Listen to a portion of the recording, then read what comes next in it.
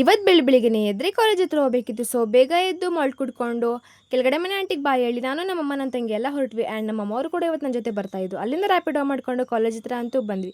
ಅಲ್ಲಿ ಸ್ವಲ್ಪ ಕೆಲಸ ಮುಗಿಸ್ಕೊಂಡು ಕಾಲೇಜಿಂದ ಈಚೆ ಬಂದು ಬಸ್ ಸ್ಟಾಪ್ ಹತ್ರ ಬಂದೆ. ಒಂದೇ ಒಂದು ಬಸ್ ಕೂಡ ಕಾಣಿಸ್ತಾ ಇರಲಿಲ್ಲ. ಸೊ ಅಲ್ಲಿ ಸ್ವಲ್ಪ ಹೊತ್ತು ವೇಟ್ ಮಾಡಿ ಅಲ್ಲಿಂದ ಬಲ್ಲಾಳ್ ಸರ್ಕಲ್ಗೆ ಬಸ್ ಹತ್ಕೊಬಂದು ಅಮ್ಮ ನಾನು ತಂಗಿಯಲ್ಲ ಜ್ಯೂಸ್ ಕುಡಿಯೋಣ ಅಂತ ಹೋದ್ವಿ. ಆ್ಯಂಡ್ ಅಲ್ಲಿ ಜ್ಯೂಸ್ ಕುಡಿಯುವಾಗ ನಾನು ಈ ಫ್ರೇಮ್ನ ನೋಡಿದೆ. ಸತ್ತ ಮೇಲೆ ಮಲಗೋದು ಇದ್ದೇ ಎದ್ದಾಗ ಏನಾದರೂ ಸಾಧಿಸುವಂಥ ಶಂಕರ್ ನಾಗ್ ಅವ್ರು ಹೇಳಿರೋ ಮತ್ತು ತುಂಬ ಟಚ್ ಆಯಿತು. ಅದನ್ನ ನೋಡಿಕೊಂಡು ಆ್ಯಂಡ್ ನಮ್ಮಮ್ಮವ್ರನ್ನೆಲ್ಲ ಕರ್ಕೊಂಡು ಜುಡಿಯೋದ ಹತ್ರ ಬಂದೆ. ಆ್ಯಂಡ್ ನಮ್ಮಮ್ಮ ಅವ್ರ ಬಟ್ಟೆ ಎಲ್ಲ ನೋಡ್ತೀರಾ, ನಾನು ಅವರಿಂದ ಸುತ್ತೋದೇ ಆಗಿತ್ತು ನನ್ನ ಕೆಲಸ. ನನಗೆ ಬಟ್ಟೆ ನೋಡು ಅಂದರೆ ನಮ್ಮಮ್ಮ ಮಾಡ್ತಿರೋ ಕೆಲಸ ನೋಡಿ.